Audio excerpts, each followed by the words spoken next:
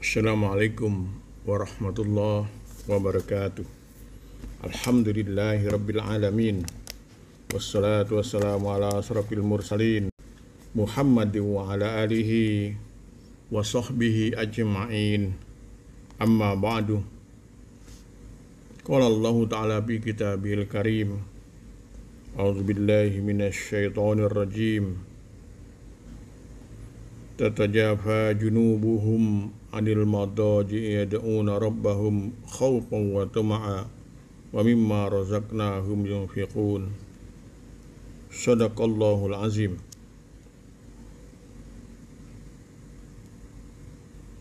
Segala puji bagi Allah, Tuhan semesta alam. Tiada yang patut disembah kecuali Dia. Dialah yang menganugerahi nikmat iman dan Islam, nikmat yang tidak semua orang dapat merasakannya. Bersyukur kita termasuk orang yang dikehendaki Allah untuk memperoleh hidayahnya. Pendengar muslimin muslimat yang berbahagia, pada mukadimah tadi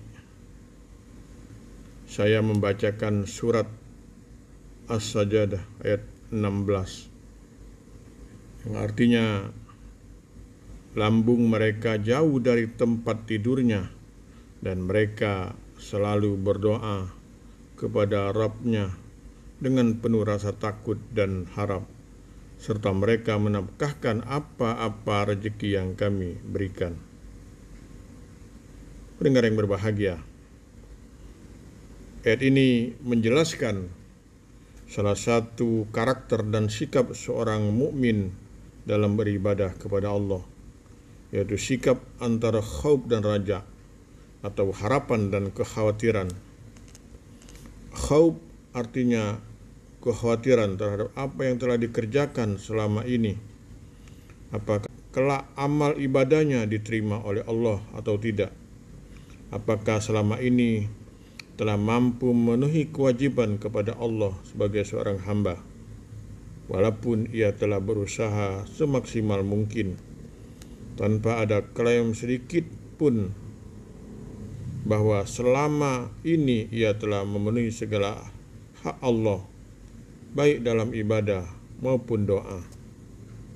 Sedangkan raja adalah sikap harapan terhadap keluasan rahmat Allah Subhanahu wa ta'ala, harapan adanya ampunan atas kesalahan dan kekurangan yang mungkin kita lakukan selama ini. Harapan dan kekhawatiran adalah dua sayap dalam kehidupan manusia. Dengan kedua sayap tersebut, manusia akan mampu bersikap seimbang dalam mencapai tujuan hidupnya, baik di dunia maupun akhirat.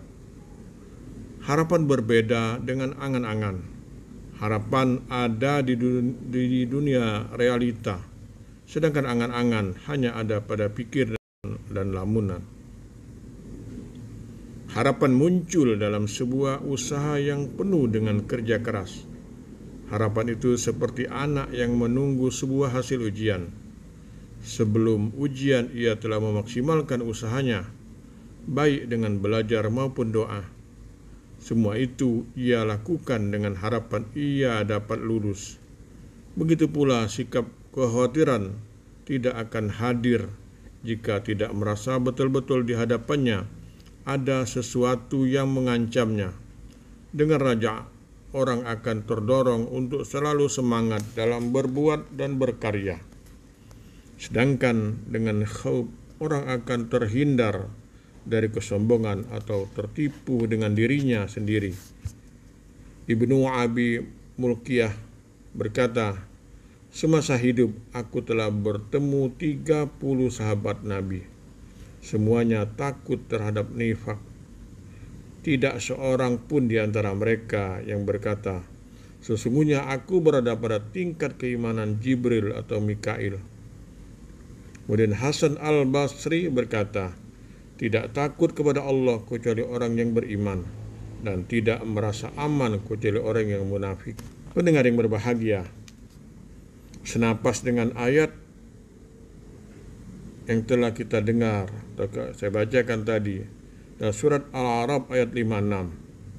Setelah Allah memerintahkan kepada hambanya untuk bersikap khauf dan raja dalam segala amalannya, Allah Subhanahu wa taala menyatakan bahwa sesungguhnya rahmat Allah amat dekat kepada orang-orang yang berbuat baik. Hal itu menunjukkan bahwa termasuk berbuat baik atau ihsan dalam ibadah adalah adanya perasaan antara harapan dan kekhawatiran. Menurut Al-Qasimi, sebagaimana dinukil oleh Said Tantawi, menyatakan bahwa penutup ayat tersebut menunjukkan tingginya tingkat raja daripada khauf, karena sesungguhnya orang mukmin itu selalu dalam kondisi antara raja dan khauf atau optimisme dan pesimisme. Bukti keoptimisan itu adalah dengan memaksimalkan usaha dan berbuat ihsan atau profesional, baik dalam perbuatan ataupun perkataan. Matar Al-Waraq berkata, raihlah janji-janji Allah dengan ketaatan, karena telah ditetapkan bahwa rahmat Allah dekat dengan orang-orang yang berbuat ihsan. Hanya seorang muhsin yang mampu menyatukan sikap raja dan khauf dalam dirinya. Ihsan itu dapat dibuktikan dengan tunduk dan taat kepada Allah. Oleh karena itu, salah satu doa yang diajarkan oleh Nabi Ibrahim dan putranya Ismail setelah mereka memaksimalkan pelaksanaan perintah Allah untuk menegakkan bangunan Ka'bah adalah doa yang menghimpun antara harapan dan kekhawatiran. Mereka berdua berdoa, ya Tuhan kami, terimalah daripada kami amalan kami. Sesungguhnya Engkaulah yang maha mendengar lagi maha mengetahui. Dan terimalah tobat kami. Sesungguhnya Engkaulah yang maha penerima tobat lagi maha penyayang. Doa ini terdapat pada surat Al-Baqarah ayat 127 sampai 128.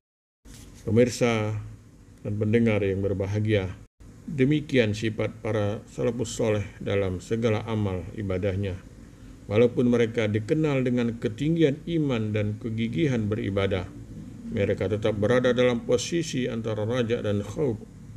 Allah berfirman, dan orang-orang yang memberikan apa yang telah mereka berikan dengan hati yang takut, dan mereka tahu bahwa sesungguhnya mereka akan kembali kepada Tuhan mereka.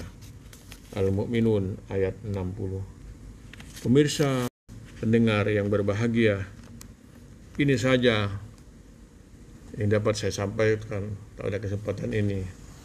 Tentu berharap mudah-mudahan apa yang telah saya sampaikan dapat bermanfaat bagi kita semua, tentu untuk kebaikan dan kemajuan kita bersama. Nasrun minallah wa fatun qarib.